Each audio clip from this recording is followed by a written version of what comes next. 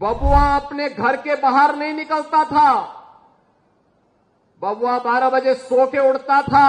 होली हो या दीपावली, रक्षाबंधन हो या शिवरात्रि, रामनवमी हो या जन्माष्टमी, इन पर्व और त्योहारों को इन्होंने बैन कर दिया था। हरे रामा हरे कृष्णा की धुन कुछ लोगों को पसंद नहीं थी, इसलिए समाजवादी पार्टी इसको बैन करती थी। मुझे गोरखपुर से आना पड़ा था, मैं सांसद था, मुझे आंदोलन करने के लिए यहां अयोध्या आना पड़ा था। आज भी समाजवादी पार्टी के नेताओं को वही दौरे आते हैं, कैसे जमीन पे कब्जा करते थे। एक एक कोई भी माफिया किसी भी क्षेत्र का होगा, वह समाजवादी पार्टी से प्रदेश के अंदर जुड़ा हुआ था।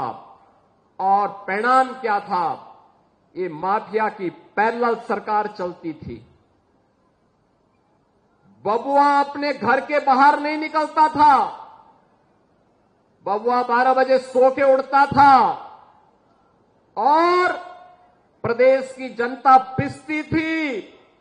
माफिया समानांतर सरकार चला करके अराजकता और गुंडागर्दी का एक और तांडव करते थे।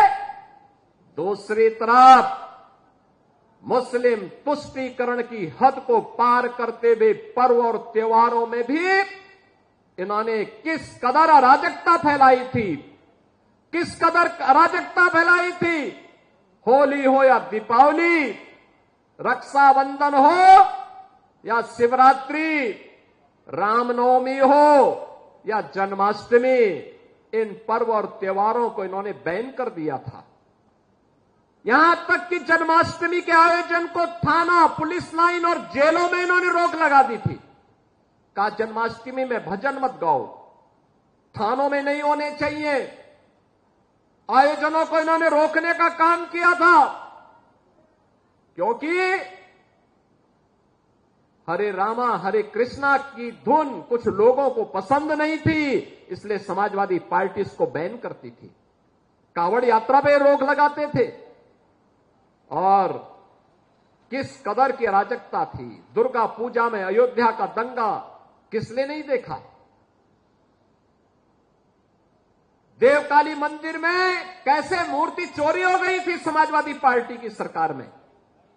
मुझे गोरखपुर से आना पड़ा था, मैं सांसद था, मुझे आंदोलन करने के लिए यहां अयोध्या आना पड़ा था। बहनों और भाइयों, एक तरफ ये अराजकता, ये गुंडागर्दी चरम पर। समाजवादी पार्टी की सरकार के समय गरीबों का राशन लूटते थे, गौ हत्या करवाते थे, गौ तस्करी ये लोग कराते थे, वनों के अवैध कटान कराते थे, जमीनों पर कब्जा करवाते थे। अराजकता चरम पर इनके समय में थी। और आज भी समाजवादी पार्टी के नेताओं को वही दौरे आते हैं, कैसे जमीन पे कब्जा करते थे। आज जमीनों पे कब्जे हट चुके हैं। हमारी सरकार ने, डबल इंजन की सरकार ने 2017 में बनने के बाद एंटी भूमाफिया टास्क फोर्स बनाया।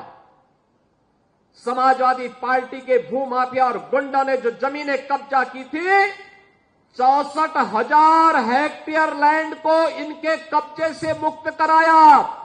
तो जब गुर्गों से आप जमीन कब्जा मुक्त कराएंगे तो सरगना को तो परेशानी होगी ही होगी।